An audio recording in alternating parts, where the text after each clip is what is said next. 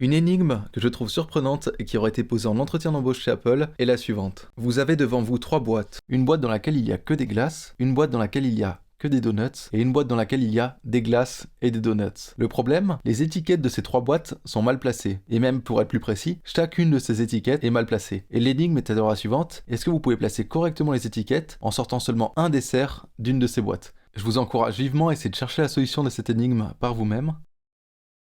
Alors, de manière étonnante, la réponse à cette énigme est oui, c'est possible. On peut correctement étiqueter ces trois boîtes en sortant seulement un dessert d'une seule boîte. Mais pour cela, il faut bien s'y prendre. Par exemple, si on commence par prendre un dessert dans la boîte donuts, imaginons qu'on tombe sur une glace. A priori, la boîte donuts peut en réalité être la boîte où il n'y a que des glaces, ou la boîte où il n'y a que des donuts, ou la boîte glace et donuts. Comme on a pris une glace, on sait juste que ça peut pas être la boîte où il y a que des donuts, mais on ne peut pas conclure si c'est la boîte où il y a seulement des glaces, ou si c'est la boîte où il y a des glaces et des donuts. Et par symétrie, on aurait exactement le même problème si on commençait par prendre un dessert dans la boîte étiquetée glace. Donc on n'a pas le choix, on doit commencer par prendre un dessert dans la boîte étiquetée glace et donuts, et imaginons qu'on prenne une glace. Alors, a priori, l'étiquette correcte de cette boîte est soit l'étiquette glace, soit l'étiquette donuts, soit l'étiquette glace et donuts. Comme on a pris une glace, ça peut pas être l'étiquette donuts, et comme on sait que l'étiquette est mal placée, ça peut pas être non plus l'étiquette glace et donuts. Donc l'étiquette correcte pour cette boîte est l'étiquette glace. Si maintenant on va voir la boîte donuts, donc on n'a même pas besoin de l'ouvrir, a priori l'étiquette correcte pour cette boîte est encore une fois soit glace, soit donuts,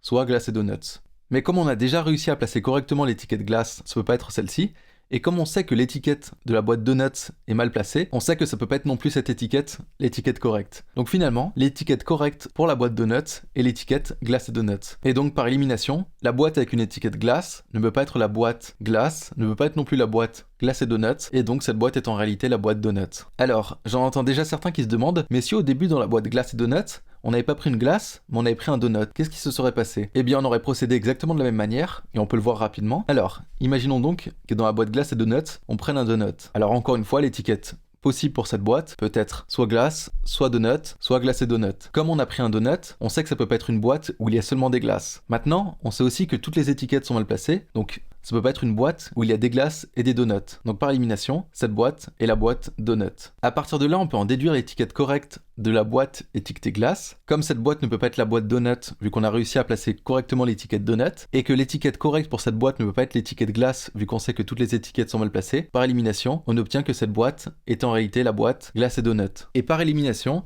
la boîte mal étiquetée donuts est en réalité la boîte glace.